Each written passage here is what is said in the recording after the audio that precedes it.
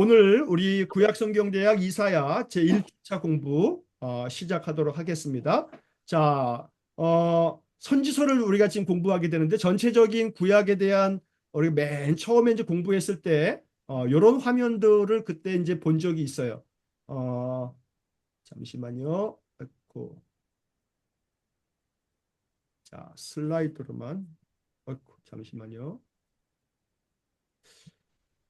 자, 요것을 우리가 이제 맨 처음 엽사선. 맨 처음 시작하면서 이런 것들을 본 적이 있는데 음, 어, 구약 39권에 대한 그 이제 구조를 이렇게 공부하는 건데 맨 왼쪽서부터 보면 역사서가 세로로 창세기서부터 해서 맨 밑에 에스더까지 이렇게 17권이 음, 역사서라고 부르고 이 역사서 중에서 앞에 5권은 모세오경 그리고 뒤에 여호수아부터 에스더까지를 또 작은 의미로 역사서. 근데 이제 모세오경하고 전체 이 뒤에 있는 12권까지를 다 포함해서 전체적으로는 역사서라고 이렇게 부른다고 했고, 그다음에 이제 선지서로 가게 되면 앞에 5권을 대선지서, 그다음에 뒤에 호세아부터 말라기까지 순서대로 요거를 소선지서라고 부르고, 요 두 가지를 다 합해서 17권을 선지서 혹은 예언서 이렇게 부릅니다. 그런데 우리가 이번에 이제 이사야부터 말라기까지 17권을 이제 살펴보게 되는데 앞에 나와 있는 이 5권을 대선지서라고 부르는 이유는 이사야, 예레미야, 에스겔, 다니엘이 다른 선지자보다 뭐 어떤 더 큰 선지자이기 때문이 아니고 그 책의 내용이 굉장히 많기 때문에 책의 분량 때문에 그렇습니다. 그래서 책의 분량이 이사야가 66장, 예레미야가 52장 이렇게 길다 보니까 이 선지서들을 보통 이제 대선지서라고 이렇게 부르게 됩니다. 그래서 이번에 이제 선지서를 17권을 공부하게 된다라고 하는 것이고 자, 옆에 제가 요 화면은 나중에 캡처를 해가지고 조금 이따 이제 올려드릴 테니까 지금 적어 놓지는 마시고요. 제가 예전에 이제 수요일 날 설교 시간에도 그렇고 또 종종 설교 시간에 이제 말씀을 드렸던 그런 내용이기도 한데 선지서를 공부하기 때문에 요걸 한번 정리를 하고 우리가 가면 좋겠습니다. 자, 우리가 보통 이제 선지자라고 말하지요. 선지자라고 말하기도 하고 뭐 예언자라고도 이렇게 말을 합니다. 그래서 선지서라고도 말하지만 또 예언서라고도 이렇게 부르거든요. 근데 여기서 일반적으로 보통 예언 그러면 요게 예언입니다. 요게 한자로. 근데 그 앞에 있는 예자가 뭐냐 하면 미리 예자, 미리 예자, 미리 얘기한다. 일기예보 이것처럼. 그래서 요렇게 예언을 요렇게 씁니다. 그런데 이렇게 쓰면 어떤 문제가 발생하냐 하면 선지자라고 하는 것이 예언자라고 하는 것이 이 예언자가 말하는 예언이 항상 앞일을 앞으로 벌어질 일을 미리 얘기하는 거 앞으로 어떻게 되어질 거다라고 하는 것들을 미리 알려주는 것처럼 생각할 수가 있습니다. 물론 틀린 얘기는 아닌데 그게 다 맞는 얘기가 아닙니다. 제가 이제 이 예언에 대한 얘기를 할 때마다 여러 번 그런 말씀을 드립니다만 그때 앞에 예자를 미리 예자로 이해하기보다는 여기 뒤에 나와 있는 것처럼 맡길 예자 요거는 은행에다 예금을 맡긴다 예금 할 때 맡기는 거예요. 맡기는 거. 그래서 하나님께서 맡겨주신 말씀을 말하는 거 맡겨주신 것을 말하는 사람 이게 예언자입니다. 어떤 의미에서 성경에서 말하고 있는 예언은 보통 한 90% 이상이 요거 맡길 예자를 사용한 그런 예언을 뜻하게 됩니다. 그래서 미리 앞으로 되어질 일들을 얘기하는 예언보다도 하나님께서 이 선지자에게 알려주신 말씀을 맡겨주신 말씀을 얘기하는 거, 전하는 거. 그래서 요 맡길 예자를 쓴 예언. 이게 성경의 거의 대부분의 예언이 90% 이상이라고 하니까 거의 대부분 다 사실은 하나님이 맡겨주신 말씀을 전하는 거지 앞으로 이렇게 될 거다라고 하는 얘기는 사실은 뭐 10% 남짓에 불과하다는 겁니다. 그래서 여러분들이 예언의 은사가 있다. 그러면 이거 뭐 예언의 은사를 있으면은 앞으로 그 사람은 뭐 사람만 보면 이 사람이 어떻게 될 건가 이렇게 아는 건가? 그거는 잘못된 생각입니다. 그렇게 예언의 은사를 생각하는 사람이 있다면 그거는 샤만, 이 무당이지. 예언자의 그 예언을 굉장히 오해하고 있는 거다. 그게 포함되지 않은 건 아니에요. 포함은 돼 있어요. 그러나 10% 남짓밖에 안 돼. 성경에도. 예언자들의 모든 예언은 하나님께서 맡겨주신 말씀을 전하는 거다라고 하는 점을 여러분들이 이해를 해 주셔야 되겠고, 자, 그 다음에 요것도 제가 이제 캡처해서 올려드릴 테니까 이따가 여러분들이 우리 교재에다가 이렇게 좀 작게 좀 적어 놓으시면 좋겠습니다. 자, 요 내용을 보시게 되면 예언적 메시지의 네 가지 주제라고 이렇게 적어봤는데 선지자들이 예언을 할 때 그 예언의 내용에는 크게는 이렇게 네 가지 주제를 다루고 있다는 거예요. 첫 번째는 뭐냐면 백성들의 사악한 행위를 드러내는 거예요. 너희들이 이런 게 잘못됐다. 이런 것들이 하나님 앞에 죄악된 거다. 이런 얘기를 예언자마다 선지자마다 다 이 얘기를 합니다. 그래서 백성들의 하나님 앞에서의 그 악한 행위, 죄악된 행실을 선지자가 고발하는 거죠. 그것을 책망하는. 그래서 이러한 얘기들이 예언서의 큰 주제가 됩니다. 이런 것들을 봤을 때 이 백성들의 그 사악한 행위를 드러내는 이 얘기를 전하다 보니까 이거는 앞일에 대한 미래에 대한 얘기가 아니지 않습니까? 오히려 과거에 있었던 얘기를 말하는 거죠. 너희들이 이렇게 행했다. 너희 조상들이 이런 죄를 지었는데 너희도 똑같이 이런 죄를 짓고 있다. 이런 얘기를 하고 있는 거죠. 자, 두 번째 뭐냐면 선지서, 이 선지자들의 예언의 메시지는 하나님의 율법으로 돌아와라 라고 하는 것을 촉구하는 겁니다. 하나님께로 돌아와라. 이게 예언서들의 메시지 중에 굉장히 중요한 두 번째 주제가 됩니다. 자, 그 다음에 이제 세 번째가 임박한 심판을 경고하는 내용이 나옵니다. 이 임박한 심판을 경고한다라고 하는 측면에서 너희가 앞으로 뭐 바벨론에 망할 거다, 아니면 아수르에 망할 거다, 막 이러한 경고를 들려주시는 거죠. 그리고 너희들이 뭐 포로로 잡혀갈 거다, 너희들이 이렇게 하나님의 심판을 받게 될 거다, 이런 얘기가 나오는 거죠. 그러니까 이 임박한 심판을 경고한다라고 하는 측면에서 앞으로 되어질 일들을 얘기하는 그런 내용은 요 세 번째 주제가 되겠습니다. 자, 그 다음에 이제 예언서들 안에 또 하나 중요한 것이 뭐냐면 장차 메시아가 올 건데 그 메시아를 기다려라. 고대하는 마음을 가져라. 그리고 메시아는 이러이러한 분이다. 라고 하는 걸 소개하는 그런 내용이 나옵니다. 그래서 이 예언자들의 선지자들의 메시지는 이러한 네 가지 주제를 다루고 있기 때문에 제가 좀 전에 말씀드린 것처럼 미리 얘기하는 것이 아니라 하나님 맡겨주신 말씀을 전하는 사람들이 선지자다라고 이렇게 우리가 볼 수가 있는 겁니다. 자, 요 그림도 제가 캡처를 해가지고 이거 올려드리겠는데 여기서는 여러분들이 이제 이런 그림, 요 지금 6개 밑에 4개 위에 3개 7개 그림이 있는데 그림은 중요하지 않아요. 그림은 중요하지 않고 책에다가 옮겼을 때 어떻게 옮겼느냐면 커다란 화살표를 이렇게 그리세요. 커다란 화살표를 그려놓고 그 다음에 포로기 이전, 포로 기간, 포로기 이후 이렇게 글씨를 그 안에다 써놓은 다음에 포로기 이전은 주전 722년, 그 다음에 그 위에다가 아수르에 포로된 이스라엘, 북이스라엘이 멸망한 거죠. 아수르에게. 그게 주전 722년.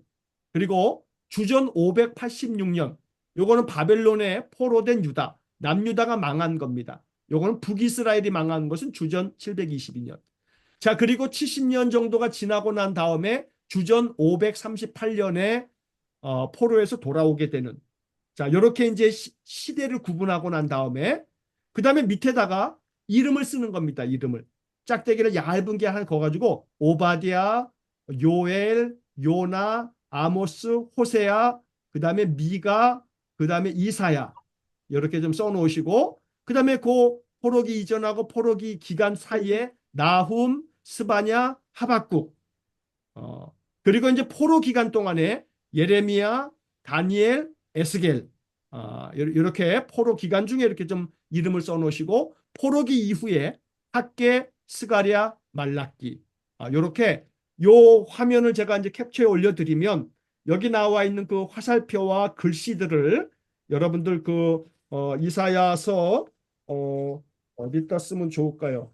저 뒷부분에다가 아니면 그 밑에다가 이렇게 좀 여백을 좀 한번 찾으셔가지고 아니면 366좀 맨 위에다가 이렇게 좀 써놓으셔도 좋고 이렇게 좀 하나 좀 써놓으시기를 바랍니다. 이것이 왜 중요하냐면 어떤 선지자가 어느 시대에 활동했는가라고 하는 것을 이제 알려주는 겁니다. 그래서 바로 그 예를 들면 학개, 스가랴, 말라기 구약 성경의 마지막 요 세 권은 포로에서 돌아오고 난 다음에 활동했던 선지자구나. 그리고 예레미야, 다니엘, 에스겔을 읽을 때는 남유다가 망하고 난 다음에 포로 기간 동안에 활동했던 선지자구나.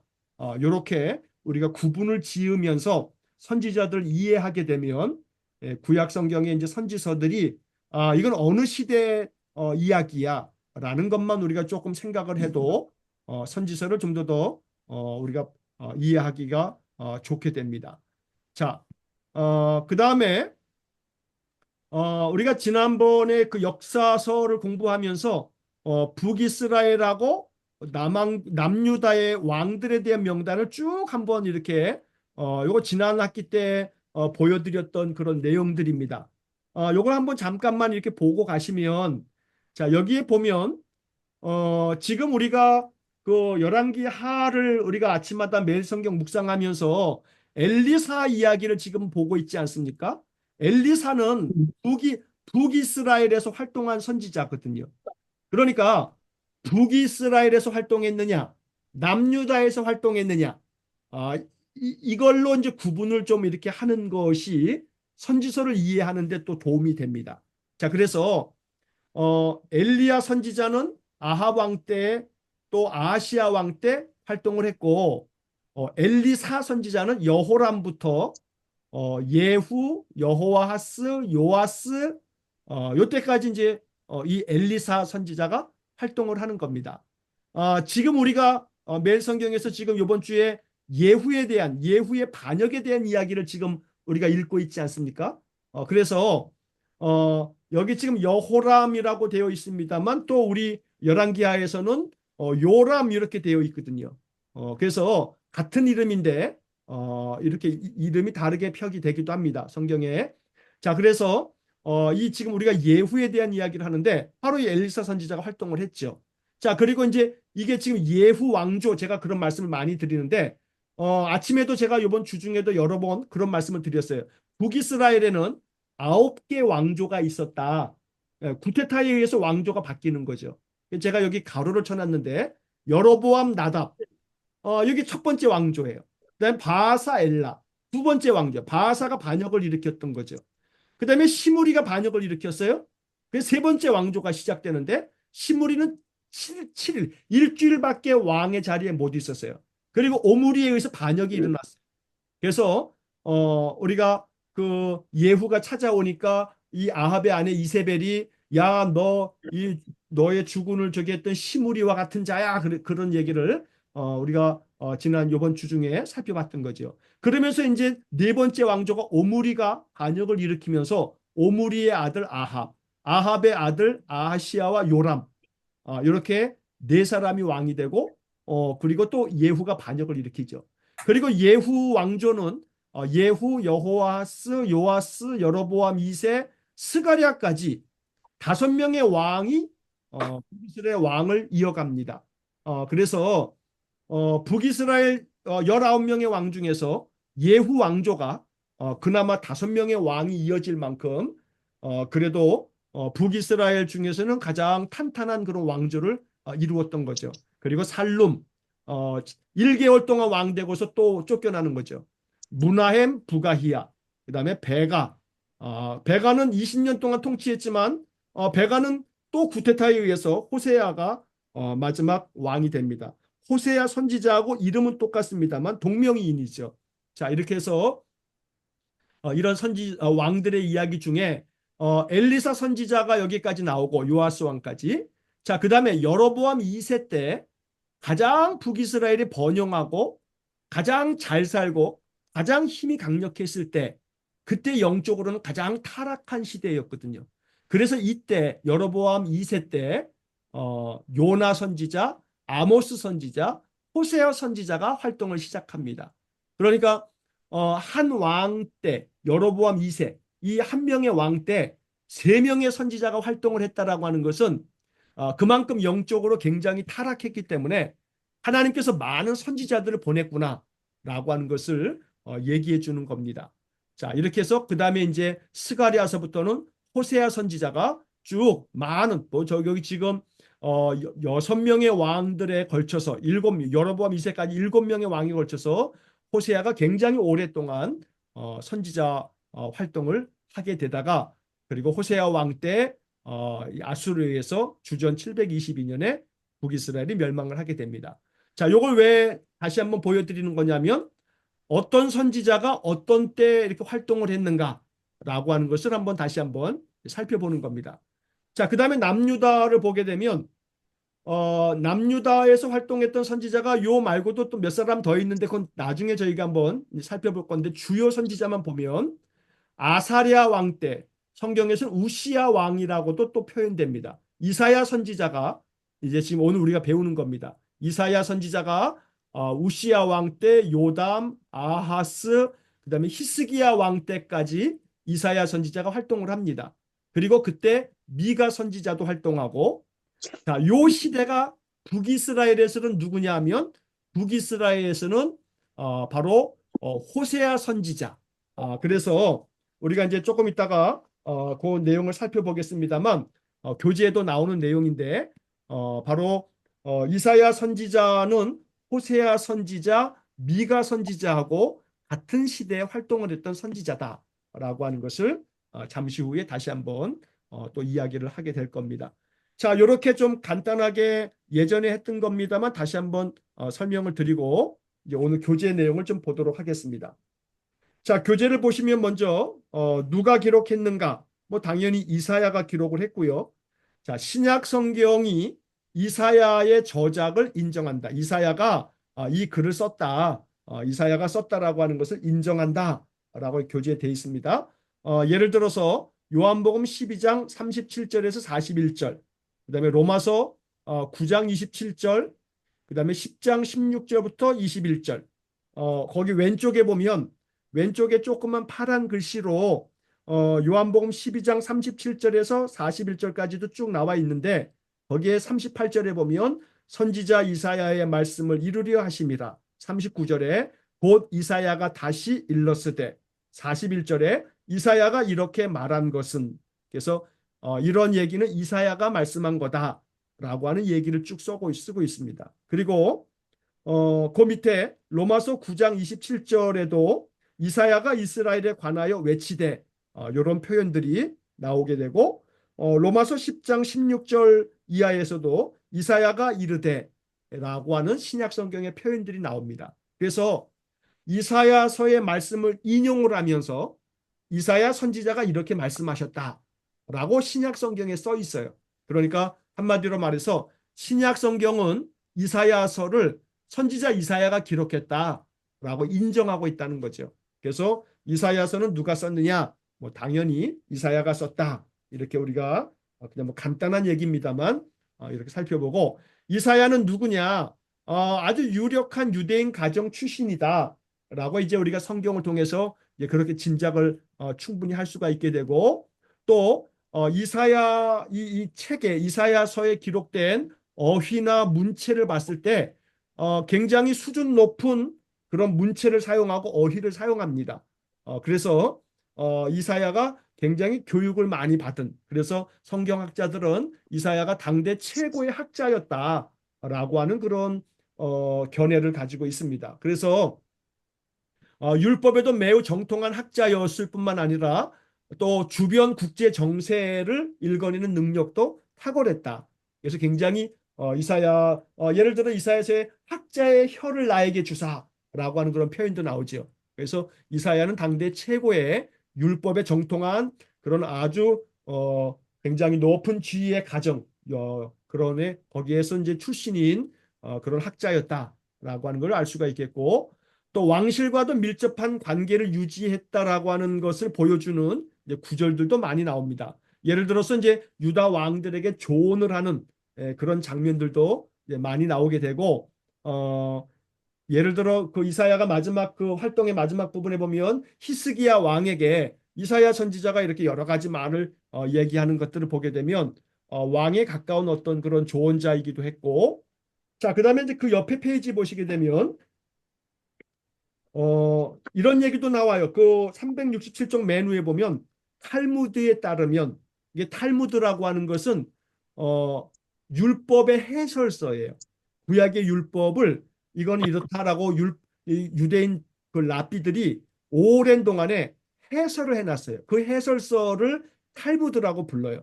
이 탈무드의 양이 굉장히 방대해요. 우리가 뭐 시중에 탈무드라고 이렇게 책에 나오는 거는 그 중에서 그냥 재밌는 얘기를 모아둔 거고 이 탈무드는 구약의 율법에 대한 굉장히 방대한 율법 해설서인데 그 내용들 중에 보면 므낫세 왕이 다스리던 시대에 이사야를 두꺼운 나무 판자 사이에 묶고 톱으로 썰어서 죽였다라고 하는 탈무드의 내용이 나와요. 그래서 이렇게 이제 이사야가 죽임을 당했다라고 하는 것들이 이제 유대인들의 전승 속에 나오게 되는데 성경에는 이 내용이 나오지 않기 때문에 우리가 이제 이런 얘기도 있다라고 하는 정도로만 이렇게 듣고 지나가면 되겠습니다. 자, 그다음에 이제 그 라본의 내용이 중요한데 좀 전에 제가 이제 그 이스라엘과 또 남유다의 왕들을 말씀드리면서도 이야기한 것처럼 거기다 이렇게 좀 써놓으시면 좋겠어요. 이사야는 그러면 그 밑에다가 남유다 출신이에요. 남유다에서 활동했어요. 호세아, 미가 선지자와 동시대 인물이다. 같은 시대에 활동했어요.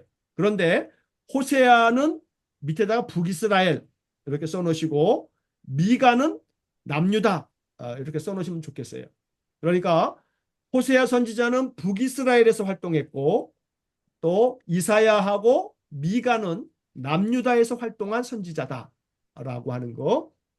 이제 구약 이렇게 성경 이제 개론 같은 거 이제 수업을 신학교에서 듣게 되면 어떤 선지자가 북이스라엘에서 활동했는지 남유다에서 활동했는지 이런 것들을 묻는 시험을 진짜로 봐요. 실제로 봐요.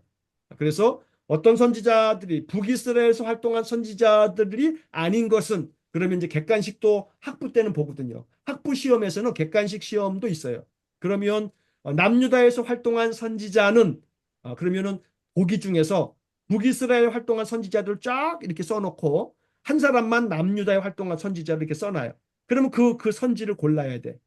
이러한 시험도 학부 과정에서는 이 구약 개론 이 시험에서 그런 시험을 보거든요. 그래서 어느 선지자가 느 나라에서 활동했는가라고 하는 거 이런 것들도 중요한 어떤 기본적인 지식이 됩니다. 그래야 이제 선지서들을 만약에 호세아 그러면 그 시대적인 배경이 북이스라엘이다. 최소한 북이스라엘이 주전 722년에 망했으니까 그 전의 이야기다. 이제 이렇게 우리가 추측하면서 선지서를 읽을 수 있는 거죠. 자, 그 밑에 이제 마번에 보면 이사야는 여호와는 구원이시다라는 뜻이다. 여기 밑줄에 보시면 밑줄에다가 구원이라고 좀 써놓으시면 좋겠습니다. 여기 밑줄이 하나 있는데 여호와는 구원이시다. 이게 이제 이사야라고 하는 그런 말의 뜻입니다. 자, 그리고 그 밑에 보시게 되면 이사야에게는 아내가 있었고 아내도 여선지자로 불려지고 또 적어도 아들이 2명 있었다라고 하는 것을 이사야 7장 3절하고 8장 3절에서 아들들의 이름이 나오게 됩니다. 그 오른쪽에 있는 성경 구절 중에서 우리가 스알 야숲, 마헬살랄 하스바스 이런 아들들의 이름들도 우리가 이제 볼 수가 있습니다. 자, 이것은 이렇게 이제 살펴보고 자, 그다음에 이제 언제 기록된 얘기냐라고 하는 것은 주전 740년에서 680년 사이의 이야기다. 그래서 그 밑에 내용에 이사야의 사역 기간은 최소 40년에서 길게는 60년 동안의 이사야가 활동을 했다. 이렇게 봅니다. 보통은 우리 60년 요 기간을 일반적으로 그렇게 얘기를 합니다. 이사야가 선지자로서 활동한 것이 60년 정도 된다라고 이렇게 일반적으로 이제 보게 되는데, 자, 이사야는 그 밑에 내용에 우시야 왕이 주전 790년에서 739년 동안에 다스리는데, 우시야 왕 말기서부터 해서 요담 왕, 아하스 왕, 히스기야 왕까지 걸쳐서 이사야가 활동을 합니다.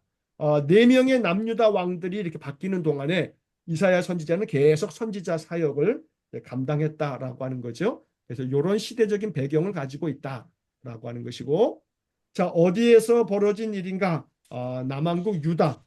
이사야는 남유다에서 활동한 선지자다라고 하는 내용으로 지나가면 되겠고, 자, 무엇을 다루고 있는가? 367쪽의 맨 밑에 구원은 하나님께로부터 말미암는다.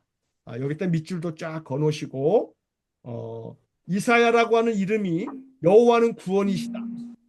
이게 바로 이사야서의 가장 큰 주제입니다. 구원은 하나님께로부터 말미암는다. 이 이사야라고 하는 이름 자체가 이사야서의 주제가 뭔지를 알 수가 있습니다. 자, 그 뒷페이지에 보시게 되면 요 부분은 조금 그 좀 바꿀 필요가 좀 있겠습니다만, 여기 보면 교재 368쪽의 맨 위에 보시면 구원이라는 단어는 다른 선지서에서 모두 합쳐 7회 등장하지만 이사야서에만 26번 나온다. 이렇게 돼 있는데, 요거는 제가 뭘 근거로 이렇게 써 있는지를 잘 이해가 잘 안 돼요. 요거는 요렇게 좀 바꾸시면 좋을 것 같아요. 요거를 구원이라고 하는 단어를 개역 개정 성경, 우리 한글 성경으로 봤을 때, 물론 지금 여기서 말하는 것은 히브리어 단어 중에 구원이라고 번역되어져 있는 그런 단어들이 이렇게 이제 찾아봐도 이제 거기에도 좀 횟수 차이가 있긴 합니다만, 우리가 지금 한글 성경으로 이렇게 보니까 한글 성경을 기준으로 이걸 좀 바꾸시게 되면 구원이라고 하는 단어가 한글로 한글 구원이라고 하는 단어가 선지서에 몇 번씩 나오냐면 이사야서에 58회가 나옵니다. 한글 성경으로 구원이라고 하는 단어가. 그 다음에 예레미야에서는 27번, 예레미야 애가에서는 2번, 에스겔에서 5번, 다니엘에서 7번, 호세아 4번, 요엘은 1번, 오바댜 1번, 요나 1번, 또 미가 3번, 하박국에서 4번, 스가랴에서 8번, 이렇게 구원이라고 하는 단어가 나옵니다. 근데 이제 여기서 가만히 보시면 이거 다 쓰실 필요는 없을 것 같고, 이사야가 이사야서를 우리 공부하고 있는 거니까 이사야서만 보더라도 쉬운 8번 나와요.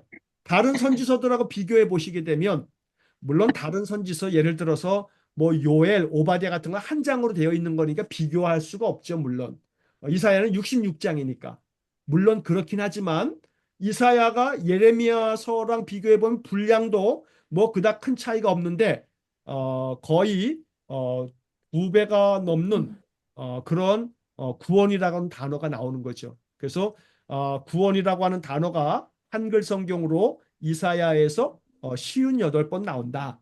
이렇게만 메모를 해 놓으시면 좋겠습니다. 그만큼 이사야서가 구원에 대한 이야기를 굉장히 많이 하고 있다. 이거 하나만 기억하시면 되겠습니다. 그래서 이사야 그러면 다른 건 기억이 안 나도 이사야의 이름의 뜻, 여호와는 구원이시다. 그래서 이사야서에는 구원이라고 하는 주제가 이 단어 자체도 58번 나온다. 그래서 이사야서는 구원에 대한 이야기가 가장 핵심적인 주제가 된다라고 이렇게 이해하시고, 구원은 하나님께로부터 나오는 거다라고 하는 것이 이사야의 가장 중요한 주제다라고도 이렇게 말할 수가 있겠습니다. 자, 그 밑에 내용을 다번을 보면 1장부터 39장은 구원에 대한 인간의 절박한 필요, 또 40장에서 66장은 하나님의 놀라운 구원의 은총, 이걸 보여준다. 이렇게 돼 있는데 그 밑에다가 이렇게 좀 써놓으시면 좋겠습니다. 뒤에서도 나오게 되는 내용인데 이사야는 구약 39권, 신약 27권의 구조를 닮았다. 이렇게 그 밑에다가 써놓으시면 좋겠습니다. 뒤에서 이제 요 내용이 마지막 페이지에서 한 번 더 언급되고 있습니다만 여기다가도 하나 좀 써놓으시면 좋겠습니다. 어, 내용적으로 이사야는 두 개로 나눕니다. 두 개로. 1장부터 39장 그리고 40장에서 66장 이렇게 둘로 구분이 됩니다. 그리고 이 둘로 구분되어지는 내용을 가만히 살펴보면 1장부터 39장은 마치 구약 성경이 39권인데 거의 정말로 아주 닮은 꼴처럼 구약에서 얘기하고 있는 그런 주제가 1장부터 39장에 담겨져 있습니다. 그리고 40장에서 66장까지 27장은 신약 성경이 27권인데 이 구조가 신약 성경의 구원의 내용이 여기 40장에서 66장까지 나오게 됩니다. 그래서 이사야는 신구약 성경의 축소판이다라고 하는 그런 이야기를 이제 하게 되는데 요 내용은 뒤에서도 한번 우리 교재에도 이렇게 써 있는 내용이니까 이따 다시 한번 보도록 하겠습니다. 자, 그 다음에 그 밑에 내용들은 한번 그냥 읽어보시면 되겠고, 자, 이제 중요한 것이 이제 요겁니다. 요 이사야에 나타난 예수 그리스도. 이사야 66장까지 내용 중에서 요 부분을 잘 한번 우리가 살펴보는 것이 굉장히 중요합니다. 메시아의 초림에 대해 예수님께서 메시아로 그리스도로 강림하시는 것에 대해서 다양한 예언이 나오는 것이 이사야입니다. 그래서 이사야서는 신약 성경에 굉장히 제일 많이 언급되고 있는 선지서가 이사야서다라고 이렇게 우리가 이해할 수가 있습니다. 자, 그 실제로 신약 성경에 제일 많이 언급되는 선지자의 이름이 이사야입니다. 그만큼 이사야서는 신구약 성경의 가장 축소판이라고도 말할 수 있기 때문에 지금 이 내용이 교재 368쪽하고 369쪽 이렇게 나오는데 자, 여러분들이 해주셔야 될 작업이 있습니다. 그게 뭐냐면 여기 지금 가번서부터 가나 다라 마바사 아자 차카 타파하 덕너더러 뭐까지 369쪽까지 거기 내용들이 나오는데 그 옆에 보면 참고 구절이 나와요. 참고 구절. 그러면 이 참고 구절하고 이 참고 구절에 앞에는 이사야서의 참고 구절이 나오고 뒤에는 신약 성경의 참고 구절이 나와요. 자, 그래서 여러분들이 이사야 오늘 공부를 하고 나면 다음 주 수업하시기 전까지 요걸 숙제로 좀 하시면 좋겠어요. 어떤 숙제냐면 이사야 예를 들어서 가번에 보시면 예수님의 성육신 그러면 여러분 성경책을 좀 옆에다 갖다 놓으시고 성경책에 이사야 7장 14절 한번 지금 펴보시기 바랍니다. 이사야 7장 14절. 자, 이사야 7장 14절을 펴보시게 되면 이런 성경 구절이 나오죠. 그러므로 주께서 친히 징조를 너희에게 주실 것이라. 보라 처녀가 잉태하여 아들을 낳을 것이요 이름을 그의 이름을 임마누엘이라 하리라. 자, 이사야 7장 14절입니다. 그러면 여기 지금 가본부터 머본까지 나오는 이 앞에 나와 있는 그 이사야서의 그 구절들을 찾으신 다음에 형광펜으로 다 칠하시는 겁니다. 이사야 7장 14절을 다 칠하신 다음에 그 옆에다가 여러분 성경책 조금 옆에 아마 끄트머리에 조금의 여백이 있을 거예요. 거기다 뭐라고 써놓으시냐면 마태복음 1장 22절 23절 이렇게 써놓으시는 거예요. 이사야서에다가. 자, 무슨 말씀인지 이해가 되셨죠? 자, 마태복음 네, 이사야 7장 이사야 7장 14절을 찾으신 다음에 형광펜으로 쫙 칠하시고 그 다음에 성경책 그 바로 형광펜 칠한 그 옆에다가 조그만 글씨로 마태복음 마 1장 1 그다음에 22에서 23 지금 요 화면 마 1장 22절 23절 이렇게 좀 써시는 22절 겁니다. 23절. 자, 교재에 여러분들 그 교재에 거기에 다 써 있습니다. 지금 가본 368쪽에 가본을 지금 중간에 있는 가본을 보는 거예요. 예수님의 성육신 이사야 7장 14절 약자로 사라고 써놓은 거 이사야죠. 마는 마태복음이고 자 그렇게 해서 두 번째 걸 보시면 예수님께서 가버나움을 사역의 본부로 정하셨다. 그러면 이사야 9장 1절과 2절을 한번 펴보시면 이사야 9장 1절과 2절 자 이렇게 펴보시고 여기에 보면 전에 받던 자들에게는 흑암이 없어졌다. 옛적에는 여호와께서 스불론 땅과 납달리 땅이 멸시를 당하게 하셨더니 후에는 해변길과 요단 저쪽 이방의 갈릴리를 영화롭게 하셨느니라. 흑암에 행하던 백성이 큰 빛을 보고 사망의 그늘진 땅에 거주하던 자에게 빛이 비치도다. 요런 구절이 나오는데 여기다가 형광펜으로 쫙 칠하신 다음에 그 옆에다가 또다시 그 옆에 마 4장 12절에서 16절 요렇게 옆에다 써두시는 겁니다. 자, 요렇게 숙제를 369쪽에 나와 있는 예수님의 메시지라고 하는 부분까지 이사야서의 그 참고 구절들을 다 찾으신 다음에 거기다가 색칠을 해놓고 형광펜으로 칠한 다음에 바로 그 옆에 나와 있는 신약 성경의 구절들을 옆에다가 메모를 해두시는 겁니다. 자, 이렇게 해두시면 이 성경 구절이 신약 성경에 이렇게 연결된다라고 하는 것을 우리가 이제 알 수가 있는 거죠. 그래서 마태복음 4장 12절로 16절의 말씀을 보면 이사야 9장 1절 2절이 그대로 거기에 인용이 되어져 있습니다. 그래서 이 가버나움이 바로 이 갈릴리가 이방의 갈릴리를 영화롭게 하셨다라고 하는 그런 의미가 여기에 있구나라는 것을 우리가 알 수가 있습니다. 자, 이사야 9장 6절을 그 밑에 보시게 되면 예수님의 성육신과 사역에 대한 이야기가 나옵니다.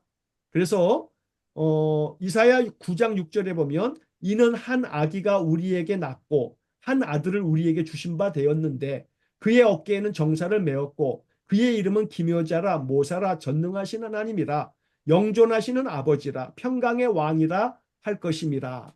자, 이런 내용이 나오는데 한 아기가 우리에게 낳고 한 아들을 우리에게 주셨다. 이게 예수님이 메시아가 이 땅에 한 아들로 한 아기로 이 땅에 태어나실 것에 대한 예언의 말씀이죠. 그래서 이사야의 많은 내용 중에서 가장 우리가 공부해야 할 중요한 것은 여기 지금 이 내용들입니다. 그래서 이사야서에 메시아에 대한 어떤 예언이 나오고 이것이 신약 성경에 어떻게 나오는가라고 하는 것을 우리가 살펴보는 것. 이게 이사야 공부에서 굉장히 중요한 공부가 됩니다. 그래서 누가복음 2장 21절에 또 에베소서 2장 14절부터 18절의 내용을 보게 되면 바로 그리스도께서 이 땅에 오셨다라고 하는 그런 이야기를 우리가 보게 되는 겁니다.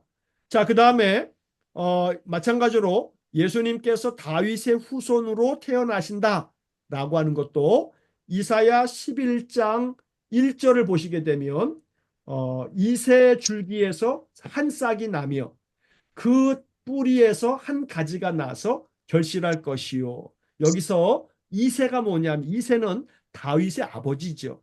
그래서 이새의 줄기에서 이새의 아들이 다윗이고 다윗의 혈통을 통해서 메시아가 태어나는 거기 때문에 그래서 이 마태복음 1장 1절이 아브라함과 다윗의 자손 예수 그리스도의 세계라 하고서 신약 성경이 시작되는 거죠. 그래서 이사야 11장 1절에 예수님께서 다윗의 후손으로 이 땅에 오실 것에 대한 예언의 말씀이 되어져 있다라고 하는 것을 보게 됩니다. 그래서 이사야 11장 1절도 역시 형광펜으로 칠해 놓으시고 그 옆에다가는 누가복음 3장 23절 이렇게 메모를 해 두시는 겁니다.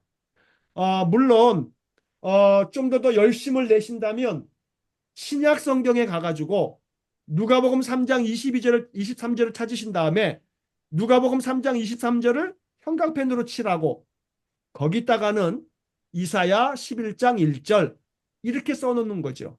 양쪽에다가 이렇게 반대로. 그래서 마태복음 1장 22절 23절을 찾아서 여기다가 형광펜을 칠하고 그 마태복음 1장 옆에다가는 이사야 7장 14절 이렇게 써놓는 겁니다. 이런 작업을 거기 가부터 해가지고 뭐까지 368쪽에서 369쪽까지 이 많은 내용이지만 한번 천천히 다 한번 찾아보시고 이사야서하고 신약성경을 한번 이렇게 비교해 보시면 이사야서에 예수님에 대한 이야기가 이렇게 많이 나오는 거구나 라고 하는 것을 우리가 알 수가 있습니다. 자, 그래서 다른 내용들은 제가 따로 살펴보지 않겠습니다. 예수님께서 예수님께 성령이 강림하심, 보배로운 산돌이 되심, 예수님의 기적, 세례 요한이 예비자로 먼저 오는 거, 예수님의 온화한 인격 이런 것들이 각각의 이사야서에 다 기록이 되어 있습니다.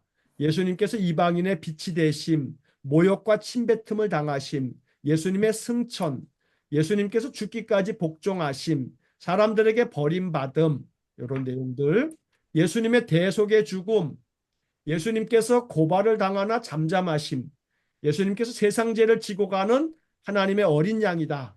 부자의 무덤에 묻히셨다라고 하는 그런 내용들이 쭉 이어지게 됩니다. 그리고 예수님의 메시지까지 이렇게 쭉 이어지는 내용들. 그래서 지금 말씀드린 것처럼 그렇게 숙제를 한번 꼭 좀 한번 여러분 성경책에다가 해 주시면 좋겠습니다. 자, 그 다음에 이제 핵심 구절은 이사야 9장 6절과 7절 말씀. 한 아기가 우리에게 낳았다. 그러니까 메시아가 이 땅에 사람으로 오신다라고 하는 성육신과 그 아기가 바로 평강의 왕이시고 전능하신 하나님이시고 영존하시는 아버지다. 그러니까 이 얘기는 아기로 태어나실 메시아는 성자 하나님이신 것을, 영존하시는 아버지다. 평강의 왕이다. 그러니까 이 아기는 성자 하나님 되심을 여기 지금 이사야 9장 6절에서 말해주고 있는 거죠. 그래서 이사야에서 굉장히 중요한 핵심 구절로 언급이 되어지는 겁니다. 자, 그 다음에 뒷페이지 넘기시면 이사야 53장. 여기는 5절과 6절만 써 있습니다만 이사야 53장은 고난받는 종에 대한 아주 유명한 장이 이사야 53장입니다. 그래서 이사야 53장 요것 자체가 고난받는 종에 대한 이야기를 써놓고 있는 아주 중요한 성경이 되겠습니다. 우리가 잘 알고 있는 것처럼 거기 대표적으로 그가 찔림은 우리의 허물 때문이요 그가 상함은 우리의 죄악 때문이라 그가 징계를 받음으로 우리는 평화를 누리고 그가 채찍에 맞음으로 우리는 나음을 받았도다. 이런 얘기들이 쭉 나오지요. 우리는 다 양 같아서 그릇 행하여 각기 제 길로 갔거늘 여호와께서는 우리 모두의 죄악을 그에게 담당시키셨도다. 이사야 53장에 나오는 내용들입니다. 이사야 53장은 이사야서에서 대단히 중요한 성경 구절이 되기 때문에 요 두 개를 핵심 구절로 이렇게 써놓고 있습니다. 물론 이것만 중요한 건 아니죠. 핵심 구절이 그 외에도 많습니다만 여러분들이 다른 건 몰라도 이사야 그러면 구원에 대한 이야기가 제일 많이 나오는 책. 그 중에서도 메시아에 대한 예언이 가장 많은 책. 그 메시아에 대한 얘기 중에서 한 가지를 꼽자면 이사야 53장. 고난받는 종으로 이 땅에 오시는 메시아 예수님을 예언해주고 있는 그런 책. 이렇게 이사야서를 이해하면 좋을 것 같습니다. 자, 그 다음에 이제 그 밑에는 이건 뭐 그닥 그렇게 중요한 것은 아닙니다만 거기 가번에 보면 선지서는 많은 부분들이 히브리어로 되어져 있는 시입니다. 시의 형식으로 기록되어 있다. 이제 그러다 보니까 우리가 써 있는 거에는 물론 산문의 형태도 포함되어져 있지만 대부분은 히브리의 시로 기록되어 있어서 거기 1번, 2번, 3번에 보면 이 시라고 하는 것이 굉장히 함축적인 그런 의미를 담고 있기 때문에 이 선지서의 이야기들은 여러 가지 의미로 해석되어지는, 원래 시라고 하는 것이 어떤 그런 시를 쓴 사람이 여러 가지 의미를 담아가지고 이제 쓰는 거기 때문에 그래서 의지와 감정을 강력하게 표현할 수 있고 상징과 심상을 강조하기 때문에 그래서 핵심적인 메시지를 이렇게 담고 있다. 뭐 여러 가지 이런 이제 설명들이 나오게 됩니다. 이렇게 그냥 이해를 하시면 되겠고, 자, 그 중에서 이제 답원에 보시면 이사야는 히브리 문학에서 셰익스피어와 같은 존재다. 우리 교재에 이렇게 나와 있습니다. 영문학, 영어권에 영어로 되어져 있는 그 영문학의 가장 위대한 대문호, 이 셰익스피어의 그 문장과 그의 문학적인 그런 어떤 깊이나 넓이가 어마어마하다고 이제 말하는데, 영문학을 이렇게 하는 사람들은 히브리어로 기록되어 있는 히브리어 구약 성경에서 셰익스피어 같이 취급되어지는 사람이 이사야인데, 그래서 이사야를 선지자 중에 선지자라고 이렇게 부르기도 합니다. 그래서 이사야서가 그만큼 문학적인 작품으로도 굉장히 완성도가 높다. 아까 우리가 시작할 때 말씀드린 것처럼 이사야 선지자 이분 자체가 율법에 굉장한 지식을 가지고 있는 학자였기 때문에 이사야서는 히브리어로 이 이사야서의 내용들을 살피면 굉장히 문학성이 뛰어난 그러한 성경책이 이사야서다. 뭐 이런 얘기를 이제 하게 되는 겁니다. 자, 거기에 그 4번에 보면 이사야의 이름은 신약 성경에 21번 인용된다. 요거를 22번으로 좀 바꾸시기 바랍니다. 22번. 우리 신약 성경에 한글 성경으로 이사야라고 하는 이름을 검색해 보면 찾아보면 22번 나오게 됩니다. 그래서 22번으로 그걸 좀 바꿔 주시기 바라고. 자, 그다음에 이제 그 밑에 이사야서는 성경의 축소판이다. 여기다가 좀 빨간 펜으로 네모를 좀 쳐 놓으시면 좋겠습니다. 이사야서는 성경의 축소판이다. 성경의 축소판. 아까도 제가 이제 말씀을 드렸던 내용인데 여기 다시 한번 나오는 겁니다. 자, 그래서 1장부터 39장은 구약 성경의 내용이고 40장에서 66장은 신약 성경의 내용이다. 이렇게 나옵니다. 자, 그런데 거기다가 옆에다가 이렇게 메모를 좀 해놓으시기 바랍니다. 자, 1장부터 39장은 구약 성경의 내용인데 어떤 내용이냐면 하나님의 심판, 하나님의 심판에 대한 이야기가 주를 이룹니다. 그래서 1장부터 39장에 보면 남유다에 대한 심판의 말씀들이 쫙 나오고 그리고 또 아수르에 대한 심판과 여러 이방 나라들에 대한 심판에 대한 이야기가 쭉 기록이 되어집니다. 그래서 하나님의 심판에 대한 이야기가 나오고 그 다음에 하나님의 거룩하심과 공의를 다루게 됩니다. 이게 구약 성경하고 닮은 꼴인 거예요. 구약 성경은 하나님의 거룩하심에 대한 이야기를 잔뜩 하고 있거든요. 내가 거룩하니 너희도 거룩해라.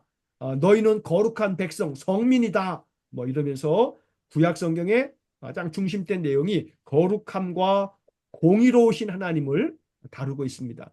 그 다음에 그 밑에 이사야 40장에서 66장은 하나님의 구원, 하나님의 구원에 대한 이야기, 그리고 그 내용에 있어서는 위로와 소망이 가득 찬 내용이 이사야 40장에서 66장에 나오게 됩니다.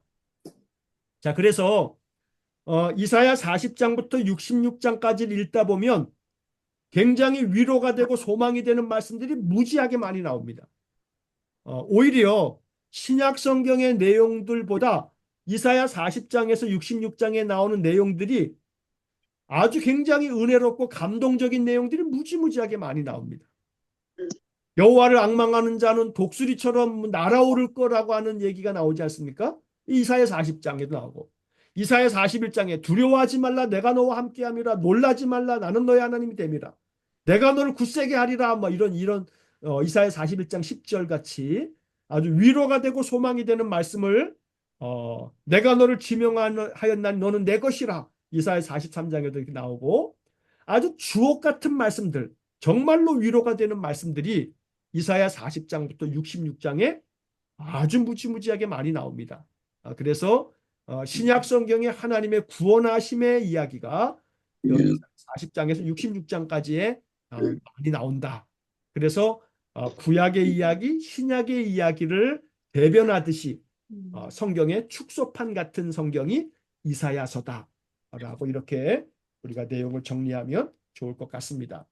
자, 그 다음에 이제 마지막으로 왜 기록됐는가라고 하는 것을 교재가 잘 정리가 되어 있는데, 이사야서는 아수르가 강성하여 가면서 정치적 위협이 극심해지던 시기에, 그래서 이 아수르에 의해서 북이스라엘이 멸망하지요. 아수르에 의해서 북이스라엘이 멸망할 당시에 남유다에서 활동했던 선지자가 이사야입니다. 그러니까 아수르에 의해서 북이스라엘이 멸망하는 것을 남쪽에서 남유다 사람들이 다 보고 있었거든요. 그때 활동했던 선지자가 이사야예요. 자, 그래서 이 이사야 선지자는 남유다의 왕들이 하나님의 능력보다 다른 나라들과의 연합을 의지하는 것에 대해서 경고하는 거예요. 왜냐하면 남유다 왕들이 북이스라엘이 아수르에 의해서 망했거든요.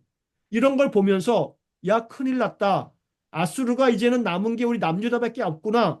그러니까 주변 나라들하고 연합해야겠다. 라고 자꾸 남유다 왕들이 그러는 거죠.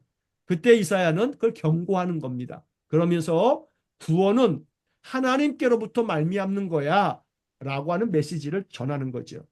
그래서 이런 어떤 시대적인 배경을 우리가 이해하면 이사야서에 왜 이런 얘기가 나오는가라고 하는 것들을 짐작할 수가 있습니다. 자, 교재의 내용은 이렇게 됐는데, 여러분 그 옆에 371쪽을 보시면 376쪽에 요거를 조금 90도 이렇게 시계 방향으로 돌리셔가지고, 아니면 바인더에서 한번 뺀 다음에 이렇게 보셔도 되겠고요. 자, 거기에 보면 이게 마인드 맵인데, 물고기 가시에다가 이사야서의 내용을 아주 함축적으로 이렇게 정리를 딱 해놓은 거예요. 글씨가 굉장히 작지만 큰 글씨만 제가 이렇게 보게 되면, 자, 맨 위에 쪽에 보시면 이렇게 세로로 심판의 이야기가 1장부터 35장까지 나온다고 돼 있어요. 그 다음에 그 밑에 보시면 중간 밑으로 히스기야 왕 36장에서 39장까지, 그 다음에 그 오른쪽에 또다시 위로 40장에서 66장까지는 위로, 이렇게 크게 세 덩어리가 나오는데, 다시 위에 보시면 그 옆에 유다를 향한 예언 1장부터 12장, 다른 나라들에 대한 예언 13장에서 23장. 자, 그 다른 나라들에 대한 예언을 13장에서 23장 끝에, 거기에 쭉 끝에 가시게 되면, 거기 그 두꺼운 줄로 쫙 끝에 가면 작은 글씨입니다만, 바벨론에 대한 예언, 아수르에 대한 예언, 블레셋에 대한 예언, 모압, 다메섹과 사마리아, 구스, 애굽, 바벨론, 두마, 에돔, 아라비아, 예루살렘, 두로에 대한 예언, 이렇게 쫙 나와요. 근데 눈 아파. 그래, 눈 아프니까 자세히 볼 필요 없어요. 그냥. 자, 그런데 여기에 보면 뭐가 특이한 거냐면 북이스라엘에 대한 예언이 안 나와요. 북이스라엘에 대한 얘기가 없어. 왜냐하면 북이스라엘은 이미 망했기 때문에, 아수르에서 망했기 때문에. 그래서 1장부터 12장에 유다를 향한 예언이 나온단 말이에요. 남유다에 대한 예언이 나와요. 그러니까 아수르에 의해서 북이스라엘은 멸망당했기 때문에 이사야서는 북이스라엘에서 활동한 사람이 아니라 남유다에서 활동을 했고, 또 이사야서는 북이스라엘이 아수르에서 망할 때 그런 모습을 다 지켜봤던 선지자거든요. 그래서 남유다 사람들에게 야, 아수르에 의해서 이 북이스라엘이 망했잖아. 그런데 이 우리나라도 다른 나라의 도움을 얻을 게 아니야. 구원은 하나님께로부터 말미암는 거야. 이게 이사야서거든요. 그래서 아수르에 대한 멸망도 10장과 11장, 12장에 그런 내용들이 나오고 있어요. 그래서 이런 내용들이 나오고, 그다음에 40장 이하에 가서는 하나님의 구원에 대한 많은 그런 소망이 가득한 말씀들이 기록되어져 있다. 라고 이렇게 이사야서를 정리를 할 수가 있는 겁니다. 자, 내용적인 것은 이렇게 교제에 대한 이야기를 이렇게 마치고 제가 잠깐 공유를 끄고 녹화를 제가 멈추고 정리하는 이야기로 오늘 수업을 마치겠습니다.